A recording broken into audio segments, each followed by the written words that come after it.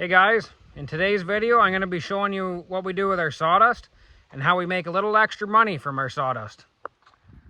So as you know, if you own a sawmill, you get a lot of sawdust.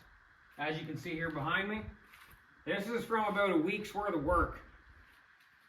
And that's just from the sawmill. You can see the edger. Now that's about a couple weeks worth of work from the sawdust.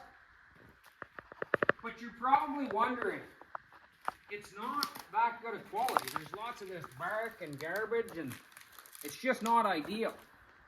So what we do here is we do sell it. We sell it pretty cheap. I'm not trying to make a fortune off it. I don't even care to make any money at it.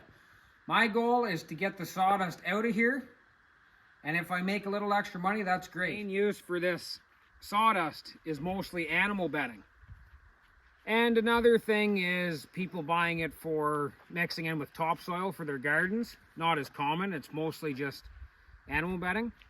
But lots of people come here and they'll bring their dump trailer and we can load them up with the skid steer. Possibly one thing in the future I could see myself doing is buying a dump trailer for getting rid of more sawdust, because lots of people don't have a dump trailer, don't have access to one. So if I can offer delivery of the sawdust, I should be able to get rid of higher volumes of the sawdust to keep things cleaned up. For right now though, we're doing a pretty decent job. You can see there is a fair sized pile here.